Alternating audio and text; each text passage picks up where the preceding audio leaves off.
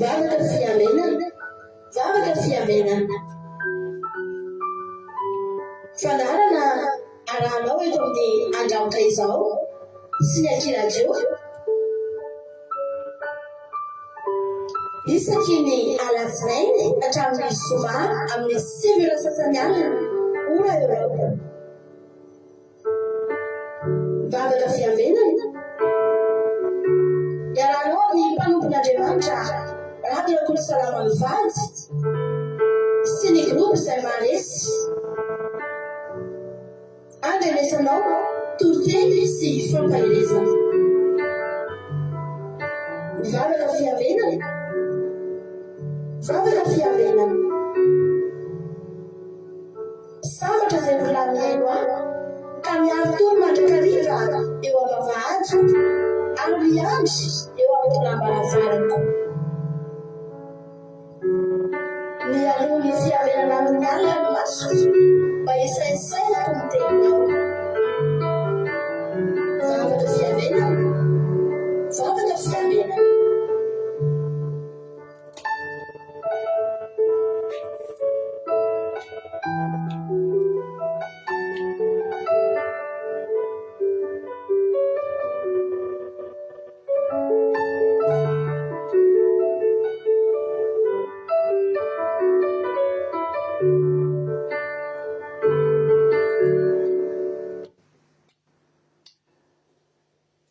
Alléluia, dia amin'ny fifaliana lehibe indray lasa ny mpamalalana no ianona amintsika amin'izao fotoana izao dia falibe indray ny tenako miaona aminao eto androany dia manome hafadanana tompo amintsika tsirairay avy isa tokantrano isambatan'olona izay tratranjo eto amin'ity androany ity raha toy izao vavaka fiambenana izay rahanao fandarana andramoka izao ny ankiradio ny mpikamana tanatin'ny groupe izay maresy dia fiadanana tompony eo amintsika rehetra dia matoky sy mino fa ifampahireto indray tsika androany vao tonga miaraka aminay dia tena aminao etsika sendrasendra koa natao kavina eto fa tena misy raha ilan'ny tompo anao halleluia misy zavatra tiany horenao halleluia ko dia maharetatra amin'ny farany adin'ilay sasany io raha atsika dia adin'ilay sasany izay antenaiko fa tsy ho verimaina fotsiny amin'ny fiainanao fa hitondra vokatsoanao tokoa na ny ara-panahy zany na ny ara-nofo halleluia ko dia maharetatra amin'ny farany ifampiaraby antsika rehefa androa atombotsika amin'ny vavaka androa tsika hivavaka amiraka ty fotoana ty ampirantan'Andriamanitra dia andao mpandrotsika nambavitsika zoko felina rakoto hitorantsika anatin'ny vavaka fanombohana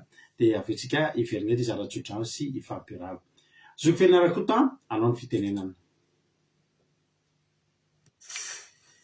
tain'i Jesosy pastera tain'i Jesosy tsika rehetrarehetra hivavaka tsika anombohana zao fotoana mamy dia mamy zao ry Andriamanitra rainay tsara indrindro mbola misaotra sy manome voninahitra anao indray zay tato izao alina izao misaotra noho ny tombonandrom-pahavelomana natolotra ao anay tsirairay avy misaotra tamin'ny heritanjaka sy fahasalamana Jesosy ka nahavitan'ny adidy ny asa mandraharaha ny fianarana izay natao tamin'ity androany ity Jesosy malala misaotra anao satria ny famindramponao mbola tsy nalandritra anay dia isaoranay manokana koa ianao ny fitantananao ny tsirairay avy ka tafita amin'izao alina izao Jesosy malala satria betsaka mety tsy natratra nyity fotoana ity intsony amin'izao alina izao fa zahay Andriamanitra dia velona trapamonjena nahazo famindrampo sy famelan-keloka avy aminao ka dia makasitraka sy manome voninahitra anao indray tonga izany ny fotoana Jesosy izay ionanay aminao amin'ity alina ity dia mangataka ny fanamasinao izay andrakitra izao fotoana izao Jesosy malala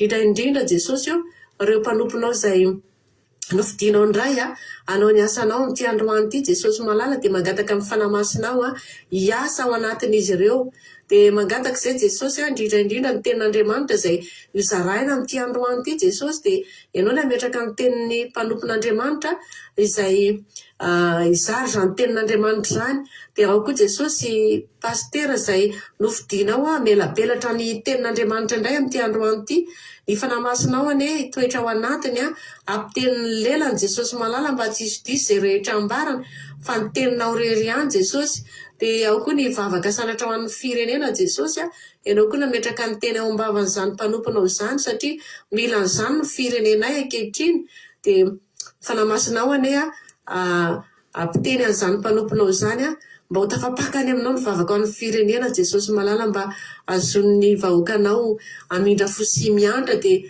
ao koa ireo namanay izay nofidinao indray iaino zao teninao zao sy andray ny teninao ianao any nanamboatra ny programa andrehetrarehetra sy ny fotoanany azony miditra mijery an'izao fotoana izao dia mametraka koa izay Jesosy malalo ny fitaovana rehetra izay ampiasain'ny mpanomponao eto hatramin'ny kely indrindra ny any amin'ny tokantrano tsirairay avy ny any amin'ny foibe rehetrarehetra any tena hoe fanamasinao any Jesosy ny andrakotra azy mba tsy ho tapatapaka Jesosy fa ho tafita indray ny afatra tianao ambarany ty andro any ity dia voninahitra dia anao rery any aleloia amen. Aleloia, mankasitraka indrindra nambavy felana rakoto tao anatin'izay vavaka mamy izay dia Andriamanitra manankiray fahasoavana ilay amaly fidianao hatrany dia mitombositra sy fahasoavana hatrany dia mahereza foana amin'ny azan'ny tompo. Aleloia. Raha isoary ny tsodrano dia amin'ny bokin'ny Jeremia 7:30 ka ny 9:1. Jeremia 7:30 andininy 9 amin'ny aran'i Jesosy mivaky toy izao dia indro tanterahako tokoa ny fanasitranana azy eny hositraniko izy ary azoko aminy ny aren'ny fiadanana sy ny fahamarinana. Aleloia, amen. Dia ho tanteraka amintsika tsirairay avy anie zany zay rehetra marary tonga eto androany dia sitrana, zay rehetra marary mihaino tenin'Andriamanitra eto androany dia ho sitrana. Raha marary ny vatanao, raha marary ny fonao, raha marary ny sainao, raha marary ny fanahinao, raha misy mandalo osaosa sy tsisy fahasalamana ianao dia tena anasitrana anao anie ity balsame zay hozaraina aminao eto androany dia ny tenin'Andriamanitra. Aleloia. Ko dia tahiny tompo isika rehetra raiso ny tsodrano ho tanteraka aminao anie zany. Ranavavy nambeny tsomakirinina ka hoe tonga soa manambotsoa France tonga soa lazany sozibi ka hoety erikaraky France Irena Mernena France Verselina France Jesosy Malesy Madagasikara Itodinoelina France Felana Rakoto France Versava ka hoety Itodinoelina France Rantandrena Malesy Arlena Madagasikara Marie Hortensine ka hoety Razana Soa Sylvie ka hoety Azana Monique à Dubaï Tina Rakoto Arzaka France Azana Apostoli Madagasikara Marie Hortensine ka hoety Kadaka Malala France Todisy Jesosy mandrakizay Allemagne Miriarandre Malala Allemagne Mampionina France tonga soa Thierry Berthelot France Azana Monique à Dubaï Azana Apostoli Madagasikara Solika ka hoety Someo France Azazaka Patici France Thierry Albenza France Angèle Pagès France. Aleloia, tonga soa daholo isika rehetra marita hatramin'ny farany. Inona ary ny fahasoavan'Andriamanitra ny raisina androany isika tsy vavolombelona. Za dia tena notahiny tompony ny tontolo androko androany dia somary misy mandalo ohatrany tsy dia fahasalamana kely dia kely zay toke kely raha mihatra amin'ny falebiazan'Andriamanitra dia misy rovavolombelona aminareo ty azy ao arinao dia vita ny tontolo andro vita ny adidy isan-karazany nitahian'Andriamanitra velonaina mandalo tsy fahasalamana kely fotsiny fa tena hoe tsapa eo ny tanan'Andriamanitsika manohana dia mbola tonga eto indray afaka manao fandarana dia tahiny tompo ihany koa ny fiainana menakavy kely narovany tamin'ny loza sy ny atambo rehetra dia mbola tafiditra atao tokantrano daholo ho an'Andriamanitra ny voninahitra ho antsika amin'ny fiadanany dia ho aminao koa ny fahasoavany sy ny famindrapony ary ny valipiti ho anao izay vonina itsovavolombelona amin'ny voninahitra an'Andriamanitra. Ka tena mety amiko mihitsy ito sodrano ito dia indro tanterahako toa fanasitranana azy eny hositraniko izy ary asiako amin'ny arenan'ny fiadanana sy ny fahamarinana. Sy fahasoavan'Andriamanitra kely izay koa mba hitrandrasana kely dia za matoky sy mino fa rapito izay ny ijoroko-vavolombelona eto amin'ny anaran'i Jesosy. Aleloia. Rapito izay to dia ijoroko-vavolombelona dia faritako mihitsy za ijoroko-vavolombelona izay fahasoavan'Andriamanitra izay iandrasana kely ho tonga zay ho an'Andriamanitra ny voninahitra. Andao ary tonga dia eno hiritsika atolotransika mpitiavana mihitsy ty iry ty ity hira ty dia hira mahafinaritra be hoe mila famonjena. Aleloia. Mino fa fanazana ianao mila famonjen'Andriamanitra daholo Aleloia. Dia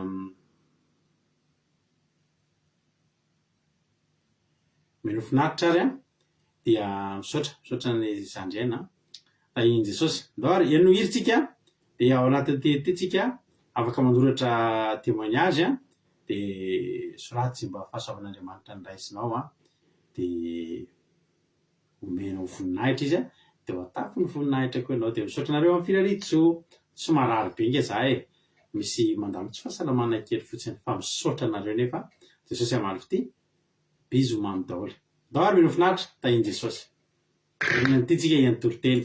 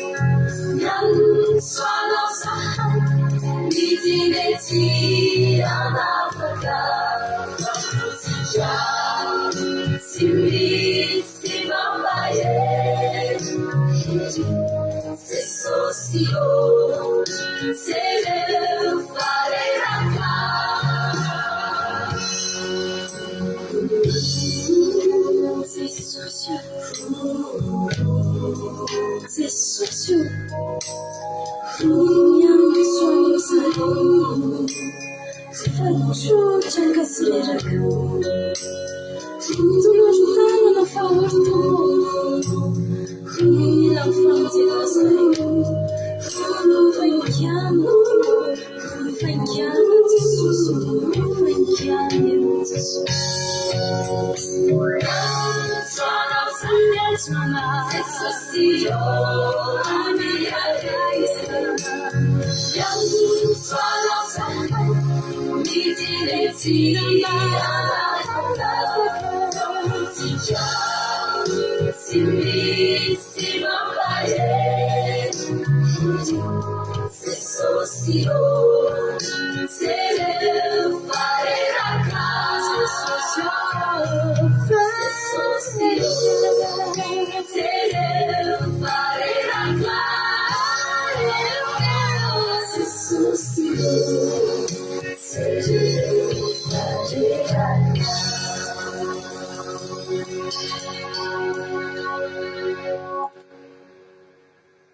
Ijery zay rehetra reraka eto anie Jehovahandriamanitra androany. Halleloia.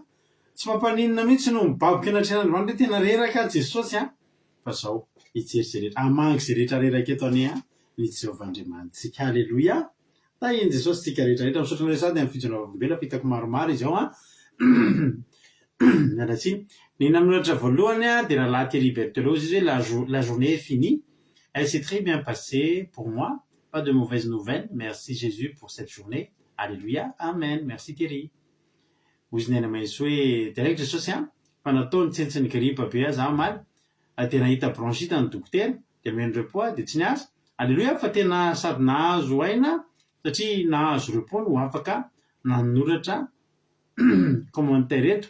Alléluia. Azo ny voninahitra sy ny tazo azo ny voninahitra sy ny tazotazo nanomena zany filatsasatra ny sakaramo misaotra Jesosy ihany no fitiava mody marary kila fotsiny dia repos nefany andresaka rano. Halleluia. Tsara Jesosy.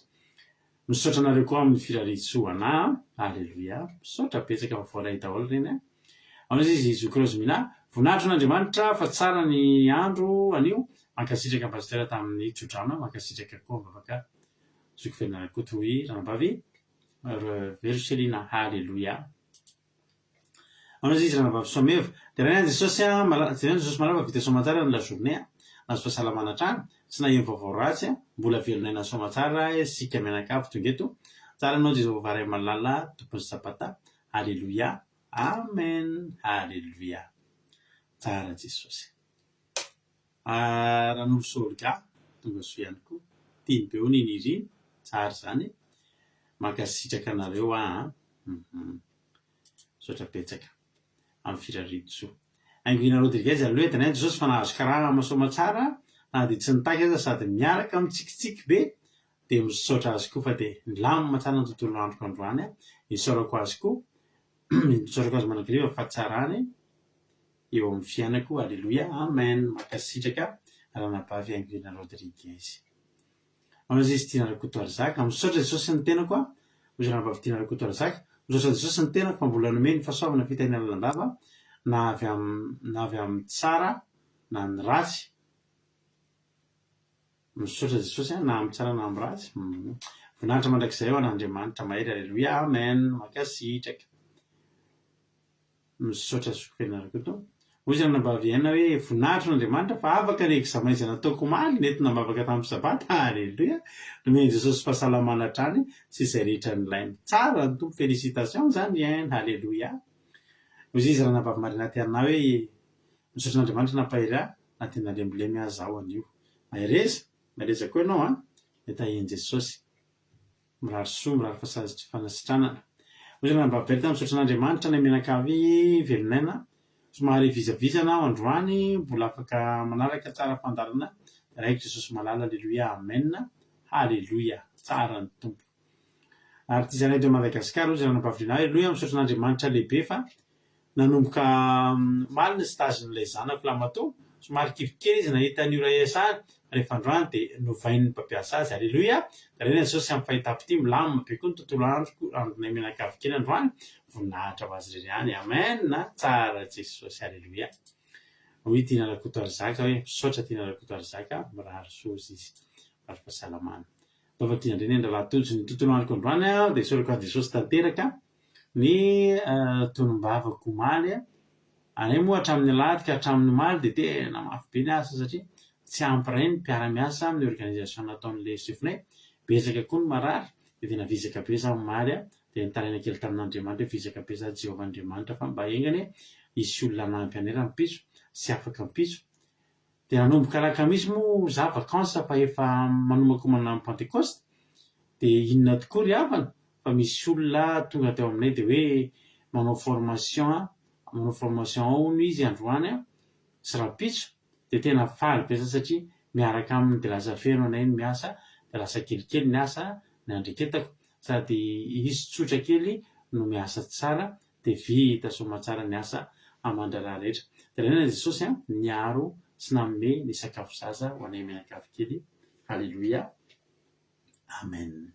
Mankasitraka ny rahalatojo hoy izy mba velika aleloha. Dia raiko Jesosy tamin'ny andaminana ny tontolo androko androany fa nateo aza ny faharerahana sy ny tsy fahampiana torimaso dia mbola nome ny herina vita ny asa amandraraha sady mbola narovany izay mianakavy kely ka tafody somatsara ato an-trano. Amen, halleloia, tsara Jesosy.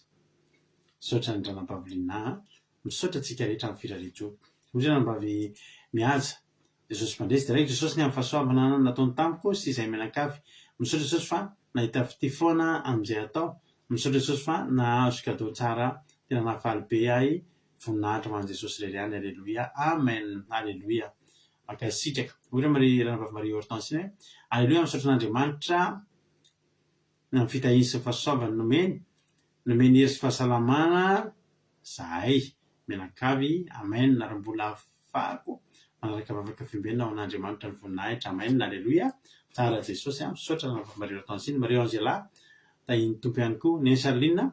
Dia raiko Jesosy fa malala tamin'ny nanam-piny sy nahavitako ilay asa saika nanaovako vola misimisy ihany fa nataoko tamin'ny anaran'i Jesosy dia vitako tsara be ilay izy ary gaga ny rehetra nahita izany. Halleloia. Dia faly be koa fa natratra zao fotoam-bavaka izao rehefa notahiny tontolo andronay mivady. Halleloia, amen. Claude Razaka tonga soa ary koa Claude Razaka France. Tahiny Jesosy sika rehetra. Eny ary izay no ela hiditra amin'ny tolotentsika. Misaotra anareo rehetra ny tsofavolombelona. Andriamanitra maly fity anareo. Jesosy amaly fity anareo dia hitanareo indray ny fahasoavana mbola ho ataony amin'ny fiainanareo satria na nanome voninahitra azy ianareo. Halleloia. Dia tahiny Jesosy ary tsika rehetra tsy hijanona ela tsika fa tonga dia hiditra amin'ny toloteny. Hiditra amin'ny toloteny tsika dia raha nambavitsika nambinitso makrina moa nitony antsika anatin'ny tenin'Andriamanitra ka raiso ary ny baibolinao dia metsika azy avy hatrany ny fitenenana dia vita ny toloteniny dia veneto tena koa mamelabelatra ny tenin'Andriamanitra. Raha nambavy makrina anao ny fitenenana. Alleluia, mankasitraka pastera manome fitenenana dia tahiny Jesosy antsika rehetra dia tahiny Jesosy koa pastera mianakavy dia manonona fiadanan'ny tompo amin'ny ankohonanao amin'ny tokantragnonao pastera dia manonona fiadanan'ny tompo koa amin'ny tokantragnontsika tsirairay avy izay manaraka izao fahafafoka fiambenana izao. Na mbola voalohany ianao nanaraka teto dia fiadanan'ny tompo any toetra amin'ny tokantragnonao hitoetra amin'ny ankohonanao dia hitoetra amin'ny ankohonantsika tsirairay avy izay mpanaraka koa ny fanahin'Andriamanitra. Amen. Dia resiko fahasoavana lehibe ho ahy havako ny hitondra tenin'Andriamanitra amin'ity androany ity. Dia ny tenin'Andriamanitra hitantsika dia ao amin'ny Genesis toko voalohany 1 ka hatramin'ny 4. Genesis toko voalohany 1 ka hatramin'ny 4. Vaky teny toy izao amin'ny anaran'i Jesosy. Tamin'ny voalohany Andriamanitra nahary ny lanitra sy ny tany, ary ny tany dia tsy nisy endrika sady foana, ary aizina no tambon'ny lalina, ary ny fanan'Andriamanitra namomba tambon'ny rano. Ary Andriamanitra nanao hoe nisy ny mazava dia nisy ny mazava, ary hitan'Andriamanitra fa tsara ny mazava, ary nampisaran'Andriamanitra ny mazava sy ny maizina. Alleluia. Dia ny soramandry ny namoron'Andriamanitra izao tontolo izao. Amen. Dia teto ry havako Andriamanitra nanao ny tany sy ny lanitra dia nanao zavatra rehetra hitantsika amin'ny toerana misy antsika rehetra izany, ny zavamaniry dia tsika olombelona koa mbo tanatin'izany noharian'Andriamanitra izany amin'ny any farafarany any. Dia nefa ry havako dia hitan'Andriamanitra tsara avokoa izay rehetra nataony, na tsy kolombelona zany, na ny biby rehetrarehetra zany, na ny zava-maniry zany, tsara avokoa. Afa-po Andriamanitra nanao azy ireny ry havako. Tsisy ke hoe ratsy loatra ty dia mbola amboarina ohatr'izao koa, tsisy an'izany. Tsisy zany amin'izao fanatsaran'Andriamanitra hoe mbola ratsy loatra ry hanina ty dia mbola amboarina ihany. Tsisy ry havako, rehefa hoe teraka, rehefa hoe noforonina dia iny ihany. Ohatrany hoe ny gana dia gana teraka foa dia iny ihany ny gana, na tena hoe gana ihany, tsy afaka miova saka, tsy afaka miova gisy dia gana ihany iny mandraka amin'ny tontolo androny, amin'ny tontolo mpiainany, amin'ny androm-piainany manontolo dia gana ihany iny. Fa tsika olombelona koa mba toy izany, dia namboarin'Andriamanitra antsika dia tokony hoe hitoetra olombelona foana antsika mandrapaha ialantsika eto ambony tany.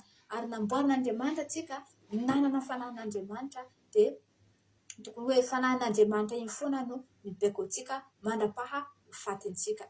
Dia fa nefa ry havako dia ny fananan'Andriamanitra dia tsy manapaka ao anatintsika. Mbola voateraka antsika, mbola ao an-kibo antsika, efa omen'Andriamanitra fanany. Voateraka antsika dia omen'Andriamanitra ny fanany, dia mibaiko antsika, manapaka amintsika. Dia ny zazakely tsy mba mandenga zany, ny zazakely tsy mahay mangalatra zany, ny zazakely tsy mahay mijangajanga zany, ny zazakely tsy mahay zavatra tsy araka ny sitrapon'Andriamanitra zany, fa mahay zavatra ny sitrapon'Andriamanitra. Nefa antsika olona efa lehibe, efa vorosaina, efa hoe 17 taona, efa hoe 15 taona miakatra, efa mahalala hoe tsy mety ny mangalatra, efa mahita tsara ny soratra ao anatin'ny Baiboly dia iny zay vao tsika hoe tonga saina hoe injay antsika hoe andeha ngalatra, andeha mon'olona, andeha hanao an'izao. Dia nefa tsika mavaky tsara ny teny. Zaza 2 volana 2 volana zany, zaza 3 taona sy 4 taona zany tsy mahay mamaky hoe tsy mahita an'izany ao anaty Baiboly hoe aza mangalatra zany, tsy mahita an'izany zaza 4 taona 5 taona zany. Fa tsy mahalala hoe tsy mahalala ny Baiboly mihitsy ny zaza 4 taona 5 taona zany. Satria nahoana? Mbola fananan'Andriamanitra irery ihany no mitarika azy, fananan'Andriamanitra irery ihany no mamolavola azy hanaka izy tsy mahay mangalatra, tsy mahay manao nenina. Fa rehefa lehibe tsika, efa mahalala tsara. Tsika tena hoe resin'ny zazakely olon-dehibe raha hoe fanaovana ny sitrapon'Andriamanitra. Dia te-hitenenao fotsiny hoe dia ho avy izao dia efa ratsy izao tany iainantsika izao, efa maizina izao tany iainantsika izao dia tena hoe efa tsy azo iainana intsony amin'ny faharatsy iny. Tena hoe ary Andriamanitra nilaza fa hoe andringana ty tany ity, satria nahoana? Efa tsy manapaka amintsika olombelona ny fananan'Andriamanitra. Efa tsy mitoetra, efa tsy mibaiko ny fontsika ny fananan'Andriamanitra, fa efa fanahiny ratsy, fanahiny maizina ihany no hanjaka, ny maizina ihany no miaraka amintsika, ny maizina ihany no mitoetra amintsika amin'izao fotoana izao, fa tsisy hoe zavatra mazava zany.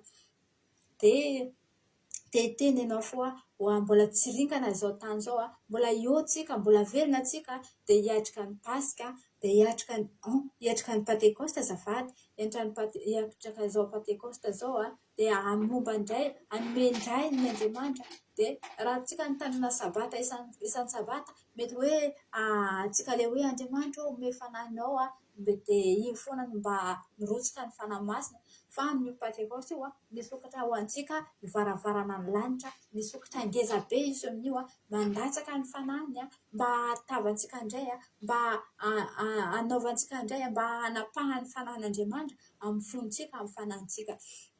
Dia hitantsika dia jerentsika ao amin'ny Genesis 9. Genesis 9 andininy 13. Dia ary hoy Jehova, afaka teny amin'ny anaran'i Jesosy, ary hoy Jehova, tsy mba hanapaka mandrakariva ao amin'ny olona ny fanahiko. Aleluia. Tsy mba hanapaka mandrakariva ao amin'ny olona ny fanahy, fa amin'ny faniavana dia nofo izy.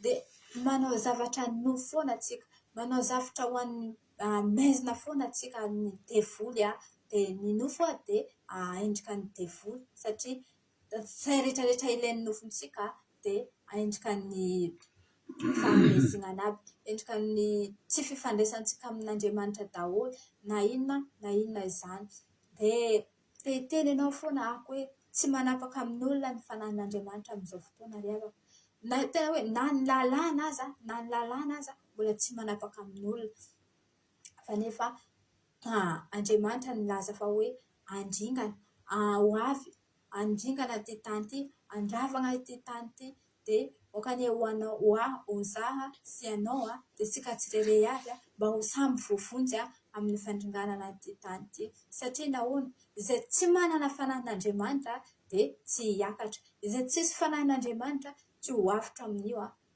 fa izay manana fanahin'Andriamanitra mandidy manapaka ao anatin'ny fony dia manao zany izy manao izay sitraka ny fon'Andriamanitra izy fanahin'Andriamanitra mandidy manapaka ao amin'ny fony dia izany ihany no voavonjy ry havako tsy mahalala zany hoe tena hoe misafidy tena hoe hanapaka fanahin'Andriamanitra mihitsy ny manapaka ao anatin'ny fony anatin'ny fanahiny dia izay ny olona manana zany ihany no afaka ho voavonjy amin'ny andro farany ry havako efa ho avy Jesosy tena efa akaiky dia izaho hitantara zavatra kely aminareo ahako dia zavatra mba tena hoe zavatra tsy ohatra hoe tsy haiko ilazako anazy fa tena hoe mahagaga dia izay tatoy ry havako izay moa aty amin'ny tany Irabo dia aty ny lehilahy mitoetra amin'ny toerana manokana dia ny vehivavy mitoetra amin'ny toerana manokana tena misaraka tanteraka ry havako ny lehilahy sy ny vehivavy dia zaho dia voahaingana izay sy patroko tamin'ny andrendreka iny izy ady iny dia patroko niteny tamiko dia ozy hoe tena hoe mba tsara hoy izy mba nandalo iny ady iny mba nisy ady iny nefa patroko ry havako tsy manana fanahin'Andriamanitra zany satria tsy manana fanahin'Andriamanitra tsy kristianina izy nahoana hoza taminazy dia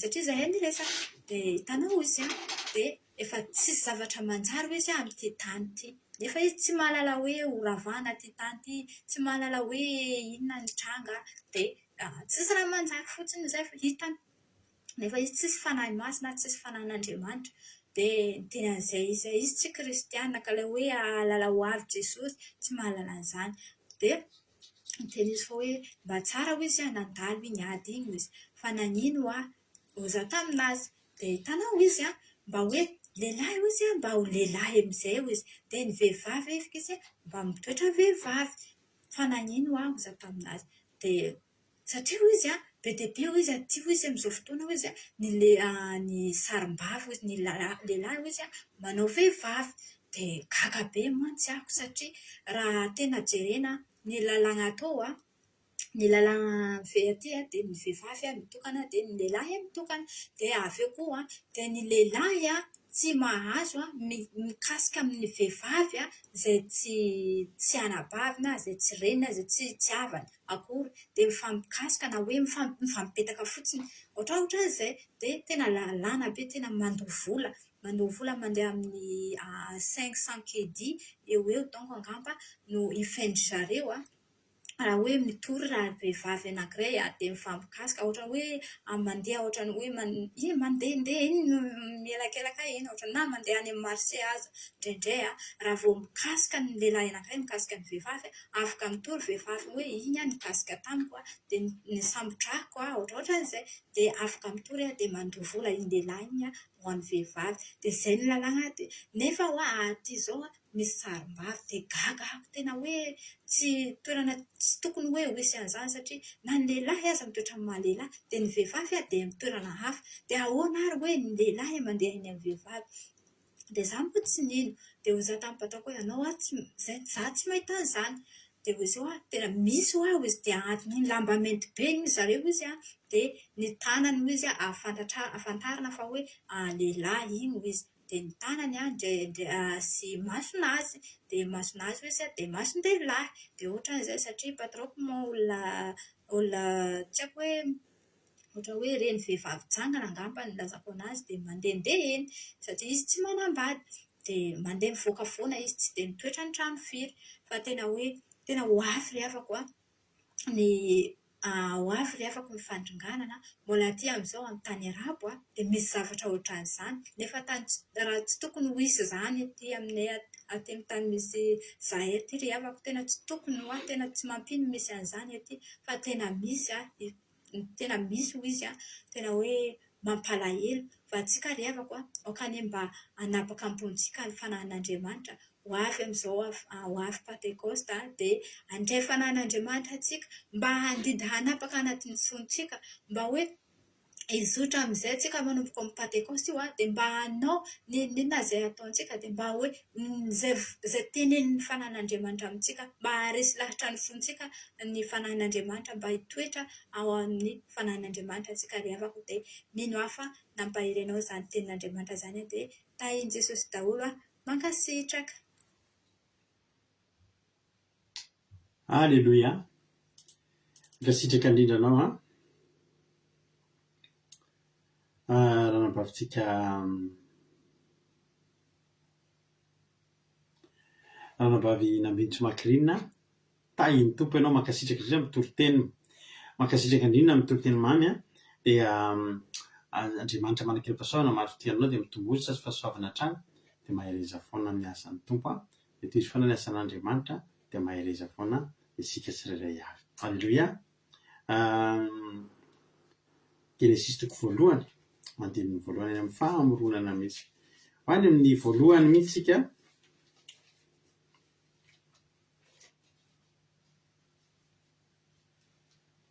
Eny moa izany ilay Genesis voalohany efa tena somary nandalo ady tanteraka fa lakabany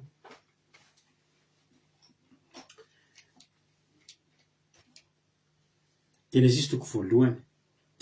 Genesis toko voalohany andininy voalohany. Misaotra nareo ihany koa mampahery azy amin'ny fankasitrahana fa zava-dehibe ny fankasitrahana izay ataonareo. Alleluia. Ny namoronan'Andriamanitra izao tontolo izao. Alleluia. Andininy voalohany ka hatramin'ny fahaefatra no mivakindrana vavisika makirinina mankasitraka indrindra amin'ny fankasitrahana. Genesis toko voalohany andininy voalohany ary amin'ny anaran'i Jesosy. Tamin'ny voalohany Andriamanitra nahary ny lanitra sy ny tany.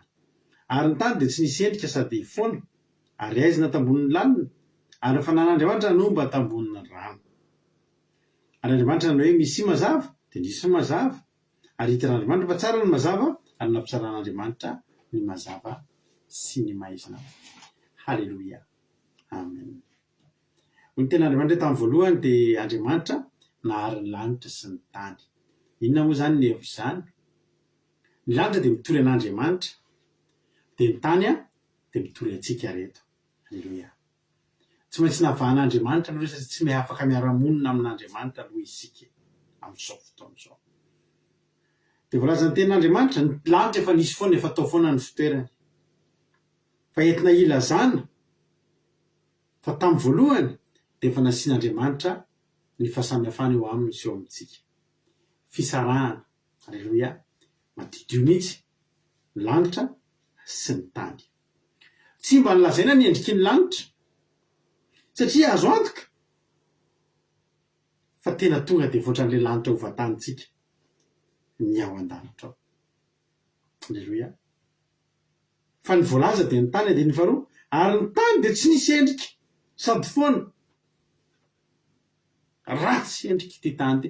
Amin'izao sika mahita tany mahafinaritra be mihitsy fa tamin'izany tena tsy misy dikany, tsy nisy endrika sady foana, sady vida zany no tsy misy ninina, no tsy nisy endrika, tsy nahafinaritra. Ary aizina tambonin'ny lalina. Zany hoe sady tsisy endriny no foana no voasarina aizina. Azo antoka fa nangatsika be koa. Tena nangatsika mihitsy moa.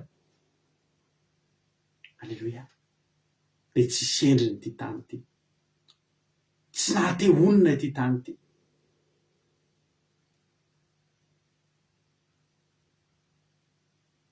Fa izao nanomboka nampiova n'ity tany ity dia ny fanahin'Andriamanitra nanomba tambonin'ny rano.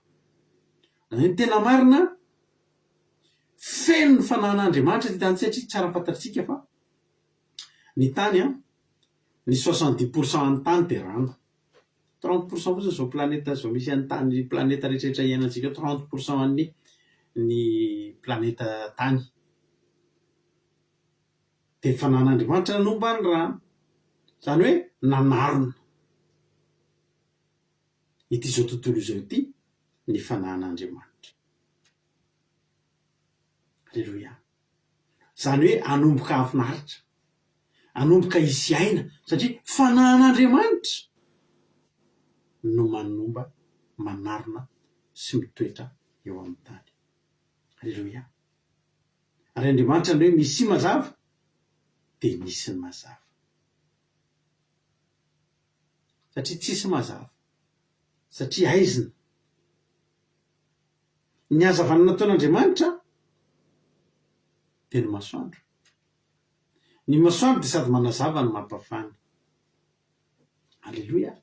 De hitanareo fa nanomboka tena nisy endriny sy nanomboka nisy tsirony ity tany ity. Alleluia. Sady nanomboka nazava no nanomboka nafana, ary zao de hitan'Andriamanitra fa tena tsara kay ny mazava.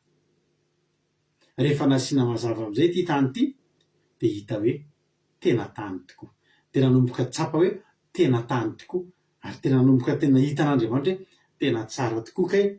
Alleluia. Ary hitan'Andriamanitra fa tsara ny mazava de nampisarahany ny maizina sy ny mazava, tsy navelan'ny tambatra. Alleluia. Ry havana malala, izao zavatra novakitsika zao de endriky ny fiainantsika olombelona. Alleluia. Ny tany de ny fiainantsika, ary ny tany de misaraka amin'ny lanitra, de tena tafasaraka amin'Andriamanitra tokoa ngetsika, mbola tsy tafarahita amin'Andriamanitra mihitsy alohatsika. Ary zao ny zavatra teneniko anao androany, ny fiainan'ny olona raha mbola tsy misy an'Andriamanitra de ratsy. Ny fiainan'ny olona ry havana malala rehefa tsy misy an'Andriamanitra de tsy misy endriny. Raha tsy misy endriny no foana. Ndeha ho tadidisika kely ny fiainantsika fony tsy nanana an'Andriamanitra. Tsy haiko ianao fa ankehitriny ry havana malala mandinika ny fiainako am'izao de mandinika ny fiainako za mbola tsy nisy Andriamanitra ny fiainako, de hitako fa tena tany foana kay ny fiainako tam'izany. Tsy nisy fiainana anke tam'izany. Mety hoe tanatin'ny fahatanorana ianao mety hoe tanatin'ny hery sy ny tanjaka, mety hoe nisy fotoana nandalo teo aminao ny vola sy ny arena, fa tsy reny rehetrarehetra reny no natonga ny fiainana nisy dikany sy ny tsy nisy dikany. Fa tsapa fa tena tsisy endriny ny fiainana rehefa sy mbola nisy an'Andriamanitra. Ary foana, foana ny fanantenana, foana ny finoana, tsisy ninona natenainao, tsisy ninona avenira hitanao mangirana. Tsika ingery havana rehefa nalala an'Andriamanitra tsika, rehefa mivavaka amin'Andriamanitra tsika, misy avenira nge fiainantsika, misy zavatra tenainao foana. Ny avenira ny fiainantsika de ny lanitra. Ary ny olona mivavaka, ny olona nandray an' Jesosy, ny olona efa lasa mivavaka tafaray amin'Andriamanitra de zao misy antenaina foana, na mandalo ady na marary, zao foana na de efa akaiky ny fahafatesana azy de misy antenaina foana. Alleluia. Misy fanantenana ho any an-danitra. Alleluia. Fa ny fiainantsika taloha tena tsy nisy dikany ry havana, ary tsy nisy endriny ry havana, tsy matehonina. Ary hatramin'izao mbola betsaka ny olona eo amin'izany toerana zany, mahatonga ny olona mamono tena, mahatonga ny olona mandeha mivary lafo, mahatonga ny olona mandeha mamoy fo. Satria zao ninona zavatra mitranga eo, mety ianao angamba tsy voazay vao nahita olona mpanankarena namono tena. Ndika zany tsy vola ny vahaolana. Be de be mpanankarena mamono tena, nefa izy hoe mpanankarena. Hay tsy vola le vahaolana. De aoko moa mantra mamono tena, vola ndray azy neritreretiny vahaolana. nefa mimpanankarena rehefa tena tsy io ny vaolona fa zay mbola mony tena ihany satria tsy nisy endriny sady foana mangatsika sady maizina ratsy ige zany ry havana ary zany tena mbola be dehibe ny fiainan'ny olona am'izao fotoana zao am'izao tsika miteny zao mbola lavitra an'Andriamanitra ny fiainanao io afaka mitsory vavolombelona ianao afaka mitadidy ianao afaka matsiaro ianao am'izao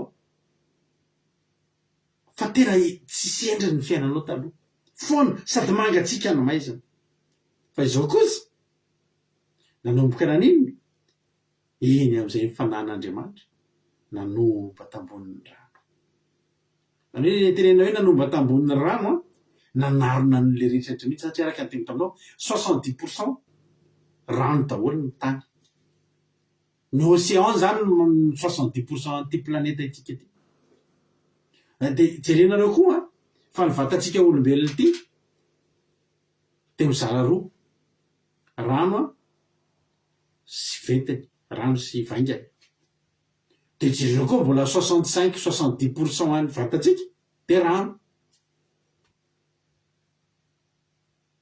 tamitsika nanao chance ny vehivavy eo amin'ny 60% eo ny lehilahy eo amin'ny 65-70% eo amin'ny vatany a ny tenany de rano rano nge tena betsaka am'ty vatantsika ty fa tsy taolany rano be de be rano keo anatintsika eo ny 70% 65-60% any vatantsika de rano endriky zany tenan'Andriamanitra zany hoe fanan'Andriamanitra nomba ny tambonin'ny rano nanarona an'le fiainana mihitsy zany satria rano nipetsaka eo alleloia sarona nipetsaka indrindra alleloia efa nipetsaka kely sisa zany no ny tany fa ny rano no petsaka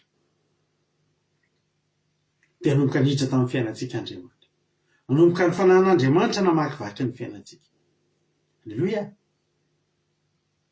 de io fiainanao manomboka ny ova satria naniny nidin'Andriamanitra nidiran'Andriamanitra tsera de ny transformen'Andriamanitra am'izay tanatin'le fiainana korotana sy korotam-bato sy tena tsisy dikany novain'Andriamanitra taty am'le tsara sy mahafinaritra alleloia novain'Andriamanitra taty am'le tsara sy mahafinaritra ratsy lasa tsara mikorotana lasa milamina mitevitevy lasa fatonina azakazaka lasa fitsarana tevitevy lasa fatonina fatokina alleloia tahotra lasa finoana alleloia amen fa tsopanantenana lasa fanantenana akivina milehatra be izy fanantenana ato satria niditra tsehatr'Andriamanitra ny fiainatsika io endriky ny fiainatsika io mino fa ianao nisan'ny latsapa fa rehefa nanomba ny fiainanao ny fanan'Andriamanitra de anomboka nisy endriny am'izay ny fiainanao misy tsika reto ngeravina tsisy dikanao ny fiainatsika taloha za mino faritsika rehetrarehetra raha samy anoratra ny fahatsapana ny amin'ny fivan'ny fiainatsika rehefa nandray an' Jesosy rehefa niditra tamin'ny fivavahana tamin'ny Jehovah-Andriamanitra de tsy omby io commentaire tsy omby io tsy ho voavaky satria samy manana an'izany daholo hoe ahoana tokoa moa ny fiainako taloha ny fiainako taloha ny fo a zarazara be deabe koa moa atao ny fahazazana atao ny fahatambrana atao ny fahalehibiazana ary eo ny lasa tsikitsiky izy tia narakoto ay ranam-pahabiliana alleloia fanohanana lasa fahavokisana alleloia fa fiainatsika taloha zany tsisy dikany mety nanamboly tsika mety nanamboninahitra mety tsy fantatra nanana diplôma tsy fantatra fa ny fiainana tsisy an'Andriamanitra tsy fiainana ry havana malala fa zao ozy Andriamanitra aloha asiko endriny am'izay ary zao andiny fatelo ary Andriamanitra ny hoe misy mazava de nisy mazava nomboka niova zany ny fiainana anomboka lasa nisy endriny alleloia de nesorona le aizina alleloia niditra mazava de tsy hitany aizina alleloia hoy Andriamanitra nanao hoe misy mazava de nisy mazava ary hitan'Andriamanitra fa tsara ny mazava ary nampisarahan'Andriamanitra ny maizina sy ny mazava le fantenen'Andriamanitra zany misy sy mazava isika maky ten'Andriamanitra any amin'ny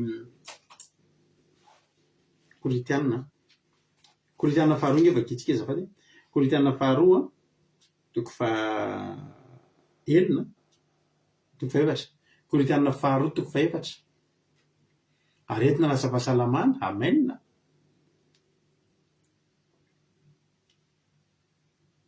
sady tsy ampy ny fotoana alleloia Koritianina faharoa toko faefatra andininy fahenina hoy ny ten'Andriamanitra fa Andriamanitra izay nandidy hoe aoka ny mazava hanazavany ao amaizina napazava ny fona eo amin'ny fahazavan'ny fahalalana voninahitra Andriamanitra ao amin'ny tavan'i Jesosy Kristy. Hitanareo fa ny fiaina zay ny fotsika ny nasian'Andriamanitra mazava. Hoy izy maizina ny fotsika. Tsy nalala zay fitiavana. Tsy nalala zany hoe pardon zany, famelana. Tsy nalala zany hoe fiantrana zany. Tsy nalala zany tsika. Jerenareo ny olona taloha fa ny olona taloha nge ravana mifampinana. Ny olona taloha nge ravana mifankahita fotsiny to dia mifamono hoe. Alleluia. Na tsika reto raha tsisy fitiavana zany taloha. Tsisy fitiavana zany tsika reto taloha.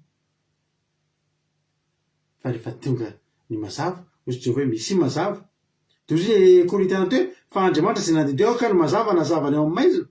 Zay ke ny nampazava ny fotsika, ny fiainantsika io maizina io. Ozy Jehovah Andriamanitra misy mazava, dia nisy mazava. Dia lasa nahita voninahitra. Aoka zavany mazava, aoka ny mazava nazavany ao amin'ny maizina, nampazava ny fona eo ho amin'ny fahazavany fahalalana ny voninahitr'Andriamanitra ao amin'ny tavan'i Jesosy Kristy. Alleluia. Trosa lasa tahiry. Alleluia. Mahafinaritra zany. Dia io misy mazava dia lasa mazava amin'izay tsika. Ary nataony voalohany dia nampisaraka antsika amin'ny maizina. Alleluia. Any amin'ny ten'Andriamanitra any dia misy ny avy fotoana anasaran'Andriamanitra ny osy sy ny ondry. Ny mampalaza ny osy dia mpandika lalàna, mpitrifatrifana, taitaitra. Mampiavaka ny ondry makato, milamina be, endry be, pakato, tony. Alleluia. Ozy ny tena hoe ho avaro, ho ataoko avy ny osy dia hakavanana ny ondry. Alleluia. Rehefa nanombo ny hitan'Andriamanitra fa tsara amin'izay ilay tany. Fanahany efa ho aminy. Ny endry rehefa lasa niova, efa lasa misy hafanana, efa misy hazavana. Dia izao nampisarahany amin'izay ny maizina sy ny mazava. Ozy Andriamanitra hoe avy aty amin'ny mazava. Aza makany amin'ny maizina tsony. Nampisarahan'Andriamanitra ngeravana tsika sy ny devoly. Tsika sy ny faharatsiana ngeravana rehefa nampisarahan'Andriamanitra. Alleluia.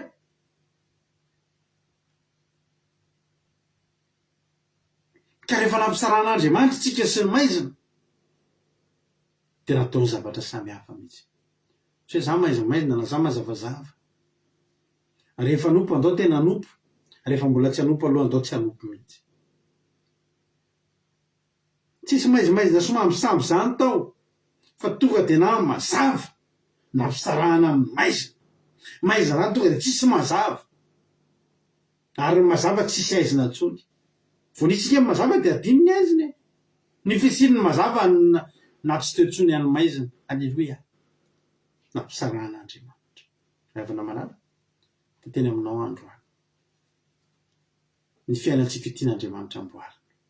Mety tonga eto ianao androany tsy mahafinaritra anao ny fiainanao. Tsy mahametsiny anao satria samy teo daholo. Ny anay ary ngefa nika ho taperiny intelo hoe za hitanao mitory izao nge ho ahy efa intelo isika namono tena satria tsisy endriny rangahy ty fiainany ty.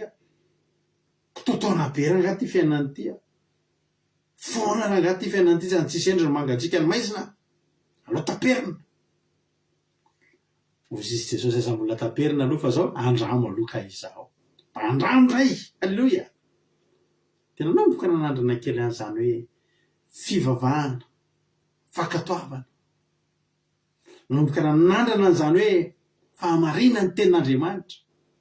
Dia zao hitanao zao. Ninona problème eo tsy te hamono teny izany intsony. Velona foana ny fanantenana.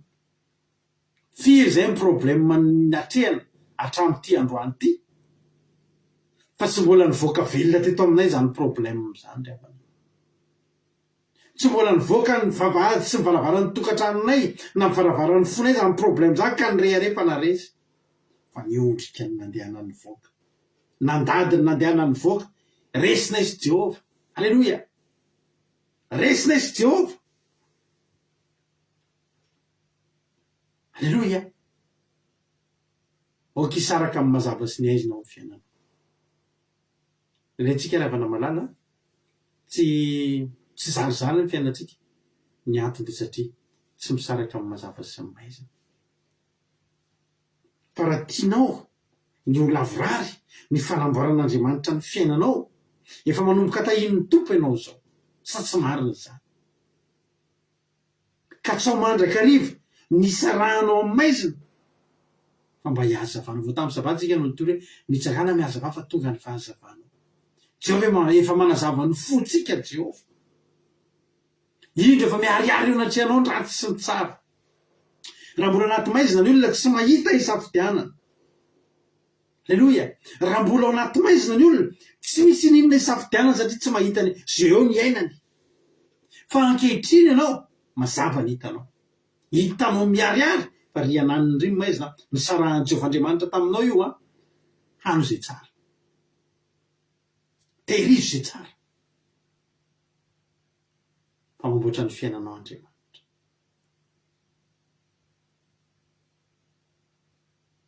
Tahin'ny tompony antsika rehetra. Za revana malala tena manoro-hevitra anao androany.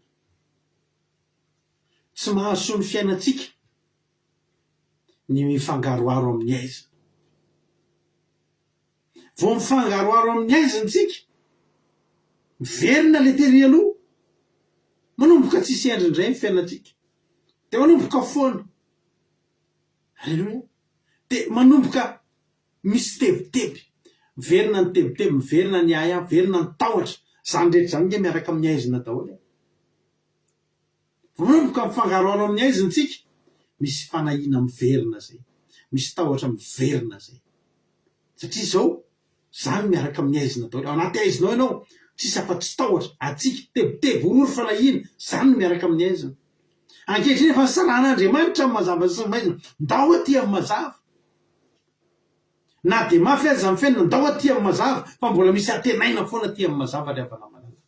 Mbola misy atenaina. Misy avenir ho amin'ny fiainantsika. Alleluia. Misy avenir ny fiainantsika. Androany za teteny aminao hoe efa nanomboka namboatra ny fiainanao Andriamanitra. Amin'ny toy an'io tantara io ny toy an'ity any amin'ny Genesis ty, sy nionona teo Andriamanitra.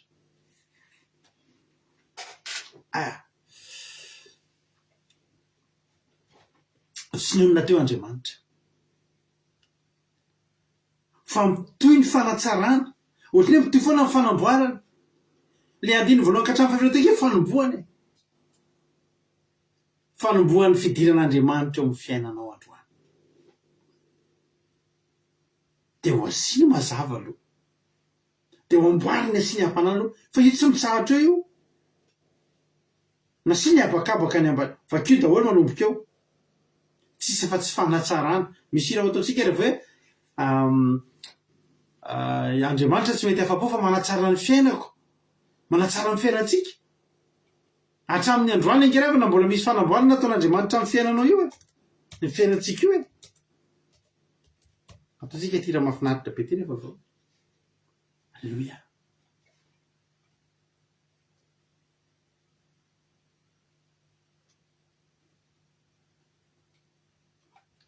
Fa ny angatahako aminao androany dia zao avy aloha ito le fanamboarana. Misy amintsika vao manomboka manomba tambonin'ny rano ny fanan'Andriamanitra, manomboka ohatran'ny vao metimety kely ny fiainantsika dia mialitsika. Misy olona tsy hitafita mihitsy amin'ny fivavahana satria maninona mora miala. Ianao raha tena te hahita ny tsirony sy ny maminy sy ny alaliny midira lalina. Rehefa ry havana ny malala rehefa tena ndao hiditra lalina, ndao hiditra lalina dia matahotra mihitsy sika amin'ny hiditra lalina.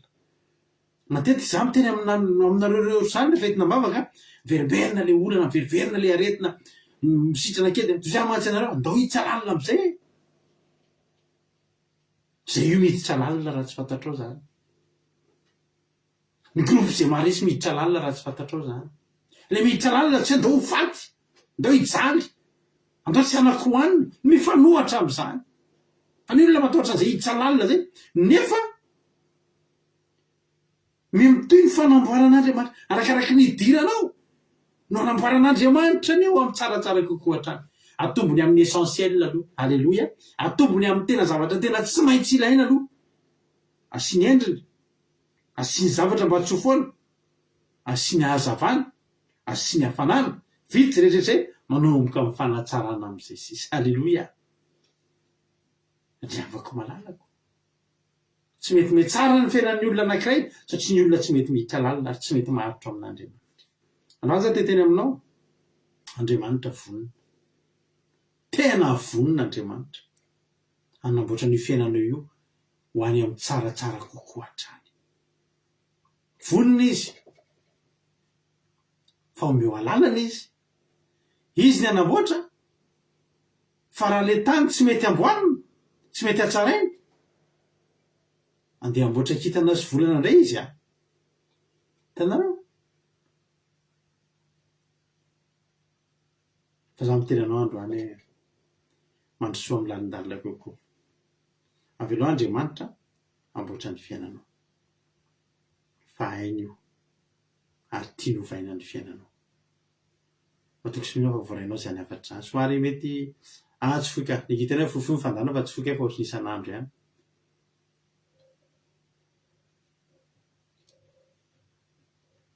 ny fisaoran'Andriamanitra ianao raha mba anisany mba novainy ny fiainanao io tsy mijanona io Andriamanitra tsy manao sotapan'izany ary tsy mijanona any antsasadarany zany fa Andriamanitra dia tena tsy mety afa-po fa te hanatsara foana ny fiainantsika alleloia oka isaraka amin'ny maizina sy ny mazava zay fotsiny ihany angatahako aminao sarao ny maizina sy ny mazava dia ho hitanao ny voninahitr'Andriamanitra izay ho asehony eo amin'ny fiainanao tapitra ny toritensika sotran'Andriamanitra ny amin'ny fahavitany zany alleloia sotran'Andriamanitra satria tena tia Andriamanitra andotsika izara fahatsapany toy ny fizarana fahatsapantsika efa ao ny ranabavitsika Aingolina Rodriguez dia andoto letsika azy ny fitenenana navavy Aingolina ina ny azonao ambara ina ny azonao lazaina anao ny fitenenana Mankasitraka pastera raha me fitenenana dia manao lafetanan'i Jesosy ho amintsika rehetra dia mankasitraka be anareo menatako tamin'ny tenin'Andriamanitra ny zavatra tena nakasika androany dia le hoe fanavahan'Andriamanitra tanteraka ny maizina sy ny mazava hoe ny fiainan'ny olona anankiray rehefa mbola tsy misy an'Andriamanitra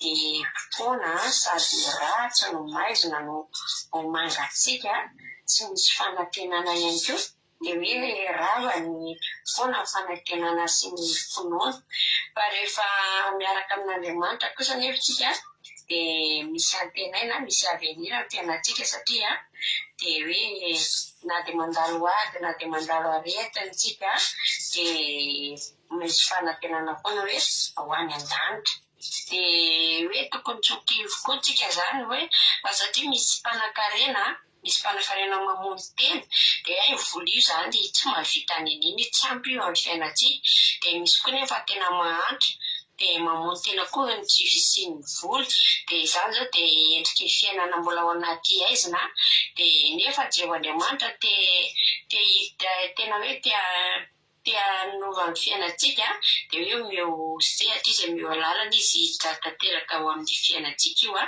dia tena hoe anomba amin'ny fiainantsika ny fanahany dia ny fiainantsika taloha tamin'ny mbola tsisy an'Andriamanitra tena dia hoe nanambolitsika ohatran'izany dia tena hoe tsiny dia tena marina mihitsy zany satria dia avavolombelona zany mihitsy moa tenanay tenako indrindra satria dia efa nisy fotoana tena hoe efa nanana vola be mihitsiny dia fa tena tena tsisy natenaina tamin'izany mihitsy. Dia izao anao tena mahatsapa ny fiainanao hoe tena momba an'Andriamanitra ny fanahy mihitsy. Dia ilay hoe nanomba ny fanahy tamin'ny fiainantsika tambony rano zany Jehoandriamanitra, dia itsika mihitsy ilay hoe rano fiainantsika dia rano betsaka dia no fiainon'Andriamanitra ny fanahiny dia izay natonga antsika tahaka an'izao. Dia ho an'ny olona izay mbola tsy mety miditra lalina koa zany dia tena hoe midira lalina fa ao tena misy fiainana, tsy misy mampakivy miditra lalina ny fivavahana miaraka amin'Andriamanitra. Raha tsy miditra antsika dia tsy mahita ny fahatsarany. Dia faramoly hoe Andriamanitra tena vonona izy hanamboatra anova ny fiainantsika io ampiana antsika ny tena mazava. Dia hoe efa sady misy ny tamintsika mbola tao anaty maizina zany dia tsy mahita ninina fa dia izy ao dia mety daholo izay ao anaty maizina io. Fa ankehitriny kosa nefa nomen'Andriamanitra ny fahazavantsika mazava dia andao tena hoe ho an'ny mazava foanafoana fa ao sady misy fanantenana dia ny ho an'ny danitra. Dia izay tena nakasika pastera makasitraka indrindra tahin' Jesosy. Aleloia, amen. Aleloia, makasitraka indrindra anao raha nampavianginareo Rodriguez hosahiran-kirana indray izay izara fahasapana ohatrinareo rehefa teneninao daholo rehetrarehetra. Iady mafy indray ry rahalahy Tojo ato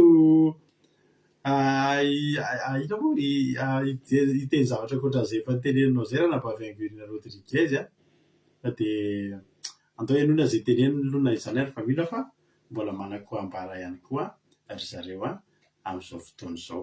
Ka raha efa ao rahalahy Tojo dia andao mena azy ny fitenenana. Inona ny azonao ambara, inona ny azonao lazainy?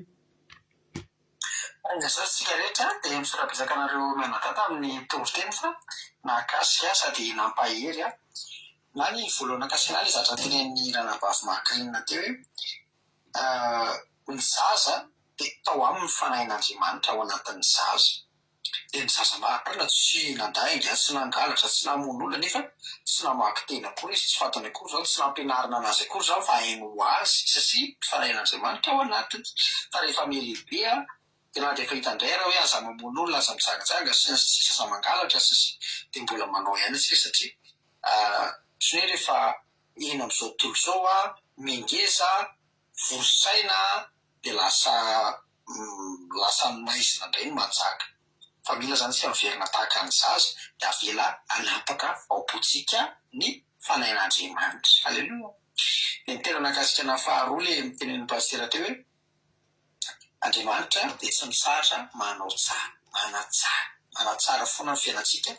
Dia teto izy fiandohana fotsiny na siny ny mazava fa mbola nanao zatra be dia be izy, nanao ny abakabaka, nanao ny biby rehetrarehetra izany hoe ezaka nanao tsara foana, nanao ny tsara foana, nanao ny tsara foana. Dia ohatran'izany koa Andriamanitra ny fiainantsika dia hiditra anatiny izy, tiana tsara ny fiainana izy fa omena sehatra fotsiny izy hisandry dia tena ho hatsarany ny fiainana. Dia fahatelo nakasika anazy hoe fiainantsika rehefa mbola tsisy an'Andriamanitra dia ratsy. Koa dia tena ratsy ny fiainako efa saika ny gadra mihitsy azy. Fa rehefa tonga ny fanahin'Andriamanitra dia nahazo fahafahana, nahazo fiainana. Aleloia.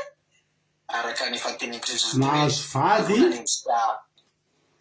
Nahazo vady. Aleluia. Taloha manenjika train, manenjika bus, manenjika blablacar sy ny sisa, izao milamina tsara mandeha fiara. Aleluia. Tena niova ny endrika, tsy ratsy ohatry ny taloha intsony fa niova ny trosa lasa tahiry. Aleluia. Ana isaorana an'Andriamanitra dia voninahitra ho azy izany. Aleluia, amen. Aleloia, fanontaniana kely tokoa aloha. Taloha tokoa ianao mandeha inona moa rehefa mankaty aminay le pasika sy le zavatra ohatr'izany ireny raha Tojo? Mandeha bus ary tena nisy fotoana tena fizavina.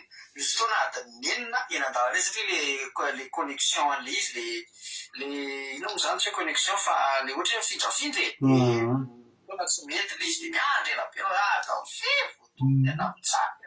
Tena eny an-dalana kely eny nampalahelo mihitsy fa isaoranan'i Jesosy fa maizina sy ratsy fa izao efa milamina tsara.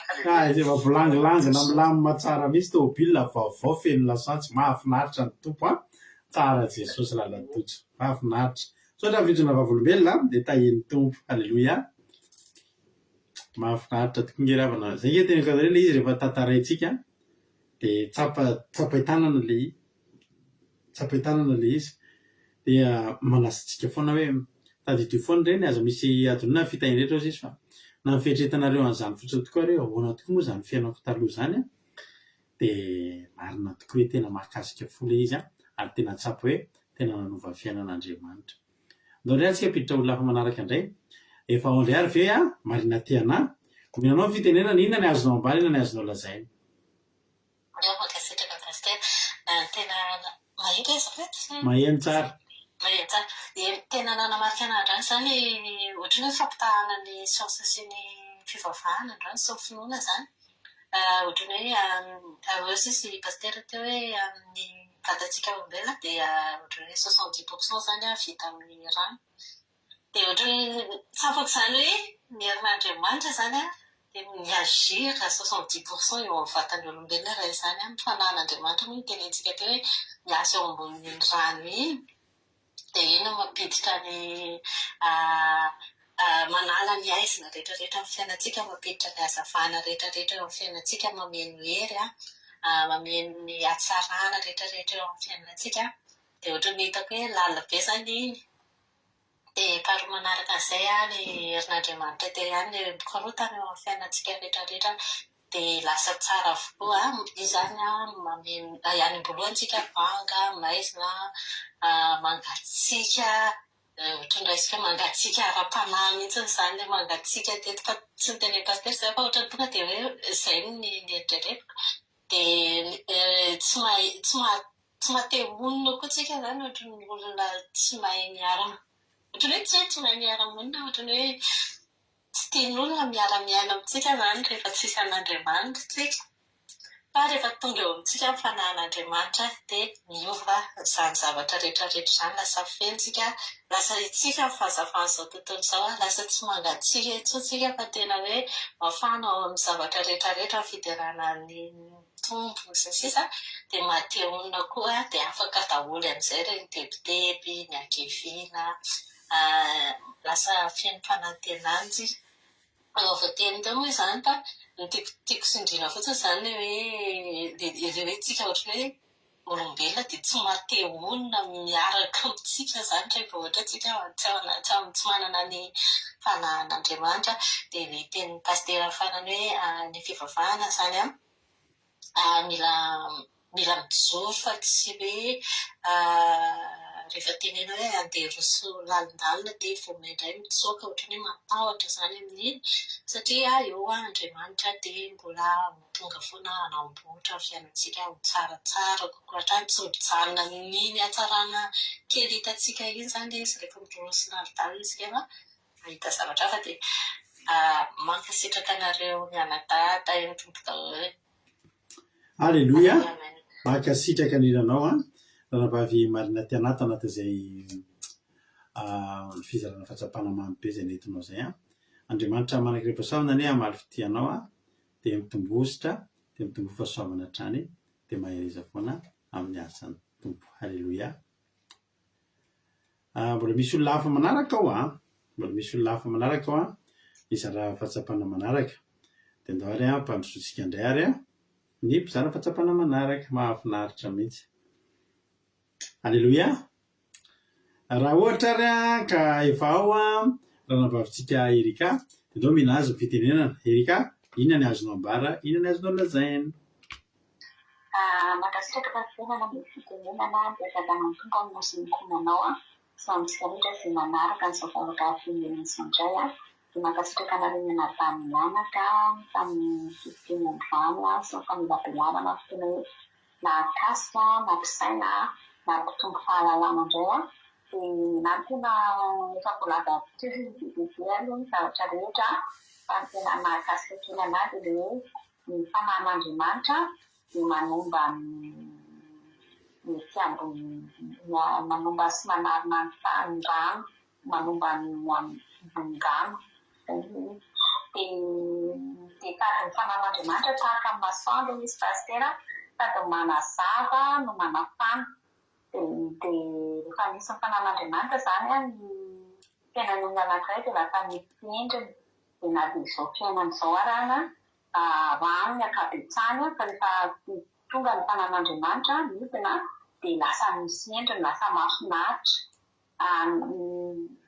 Dia faharoa tena nakasika anahy koa hoe ny olona mivavaka dia manana avenir, manana fanantenana foana zany a, sady misy endriny a ny fiainany a, sady mazava.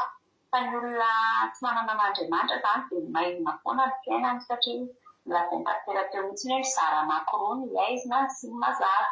Dia ny lanitra zany a nataon'Andriamanitra any amin'ny mazava. Tsika nefa ety amin'izao tontolo izao ety a dia aizina ny fiainantsika. Fa rehefa tonga ny fanan'Andriamanitra eo amin'ny fiainan'olona anankiray dia mihamazava ny fiainan'olona anankiray iny. Satria tsika mbola ety amin'ny tany dia miaina amin'ny aizina. Dia fanan'Andriamanitra koa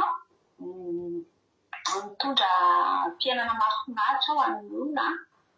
Lasa misy endriny ny fiainan'ny olona, lasa mihatsara, lasa tsy mangatsiaka, fa lasa tena hoe mahafinaritra. Fa rehefa tsisy fanan'Andriamanitra ny fiainan'olona dia ohatry lasa mangatsiatsiaka zany. Eny dia mifon'ny olombelona arany a, lasa tsy manam-pitiavana. Rehefa ao amin'Andriamanitra dia fotsikoina tsy n'Andriamanitra fahazavana dia lasa manam-pitiavana. Dia hitako amin'izao ankehitriny zao a mifon'ny olona lasa ohatry hoe tsy manam-pitiavana satria tsy misy fanan'Andriamanitra. Dia mila katsahana mandrakariva mihitsy zany le araka ny teneniko teo hoe ny saran'Andriamanitra ny mazava sy ny maizina. Dia tsika zany tokony mila mikataka mandrakariva ny fahazavana dia miala amin'ny maizina io. Tena tokony ataontsika zany miala amin'ny maizina fa raha mbola ao anatin'ny maizina tsika dia tsy manan-safidy. Tsy afaka misafidy tsika fa mbola ao anaty maizina ao tsika, mbola tsy afaka mivoaka, tsy mahita mazava. Fa raha tian'Andriamanitra zany ny fiainantsika misy mazava, hanomboka tsara, hanomboka iova, dia mila ialana aloha dia maizina izay a raha te ahita ny fahasoavana omen'Andriamanitra ary tokony manaiky foana zany tsika ho amboarin'Andriamanitra raha te handeha mazava, raha te hanana fiainana mahafinaritra. Izay voaraiko pasitera tena voalaza amin'ny rehetrarehetra teny ihany dia mankasitraka indrindranareo mianadaka iny Jesosy. Aleloia, mankasitraka indrindranao a Ranampahaverika tao anatin'izay fizarana fahatsapana mamy be izay. Misaotra anareo rehetra mihitsy fa mamy be foana ny fizarana fahatsapana. Aleloia be mihitsy a. Izay daholo nga manozara dia misaotra Jesosy amalifity mitombohitra sy fahasoavana hatrany a mahereza foana amin'ny asan'ny tompo. Tonga dia enoiritsika ny antitritsika dia vavaka dia vavaka ho an'ny firenena ihany koa. Menao finaritra daholo a tahiny Jesosy.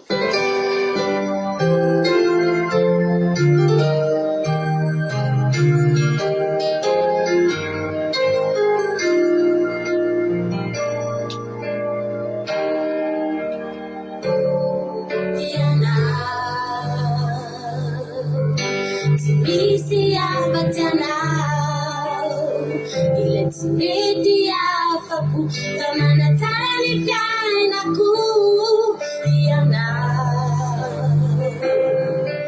ulatai kifayana ile nafuni lazanao uniamju tukana nao tina Nachani para nitanyasa Sinisi tuwanao Ifikara na Itina na maguay Kanatunga ilasa Sinisi tuwanao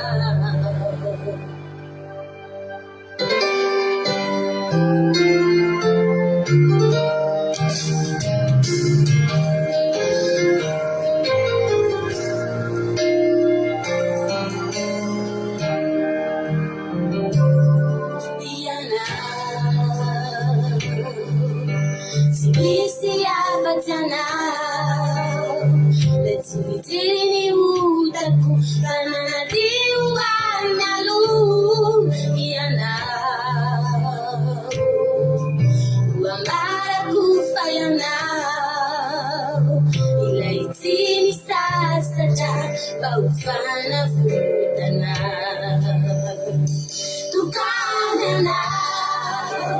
tena fianao natrany farany tany asa tsy misy toanao ifitiavanao ny tena nambabo azy ka natonga ilasa fa tsy misy toanao tukany anao tena fianao natrany farany tany asa tsy misy toanao ifitiavanao ny tena nambabo azy ka natonga ilasa fa tsy misy toanao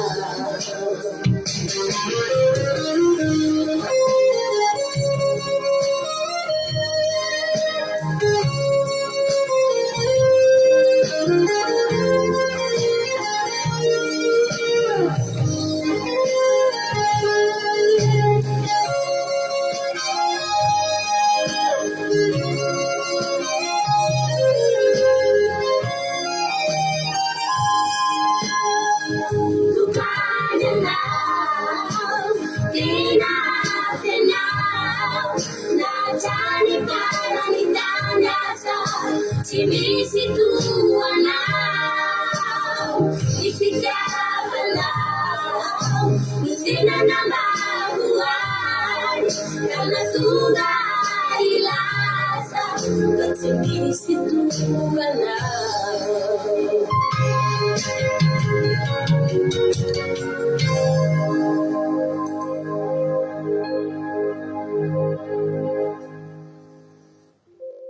Amen, Jesosy malalo. Misaosanao Jesosy ny amin'ny fitiavanao anay.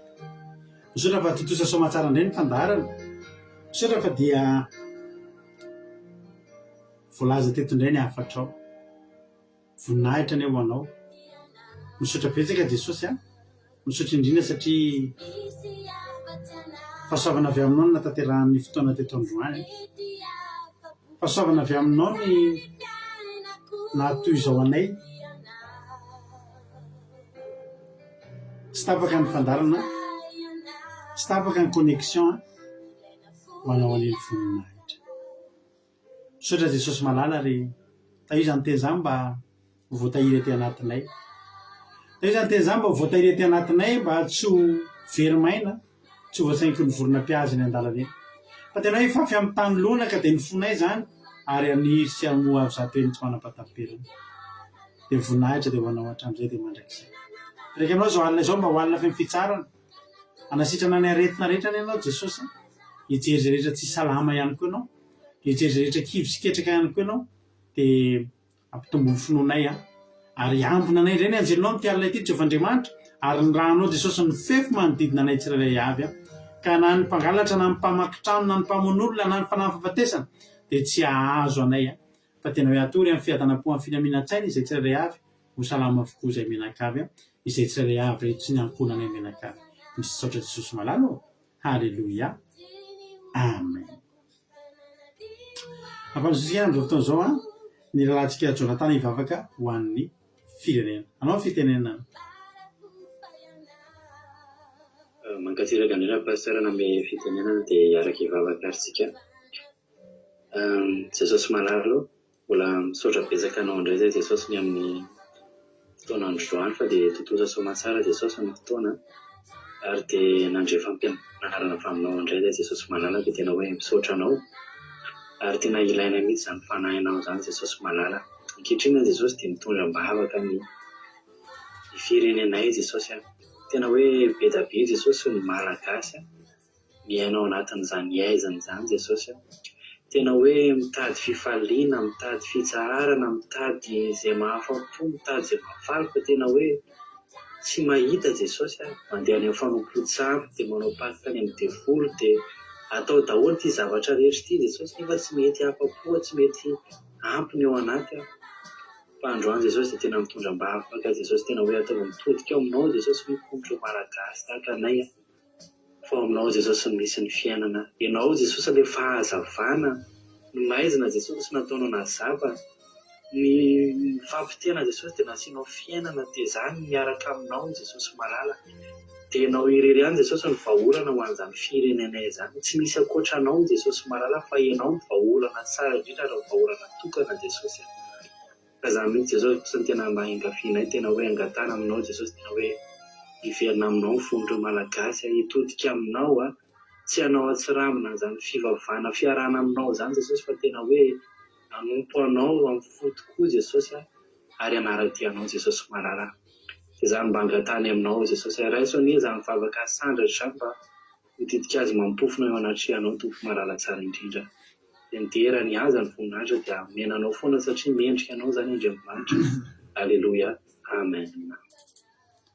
Aleloia, mankasitraka indrindra raha Jonathan tanaty izay vavaka mamy be izay nentinao izay. Dia Andriamanitra manankirehefa ane malifitianao dia mitombosa sy fahasoavana hatrany, dia mahereza foana amin'ny asany Tompo. Misaotra ihany koa na nambavitsika ankirinina toy ny toriteny, raha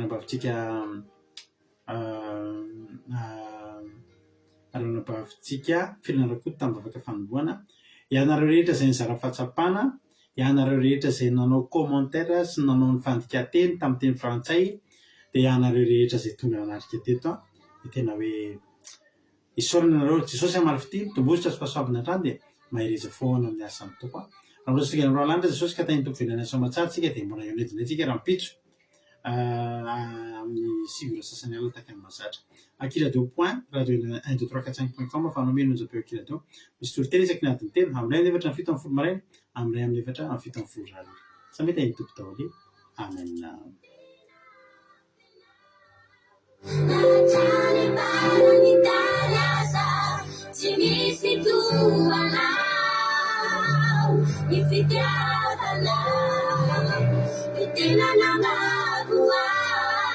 Karena tunggal ilaza,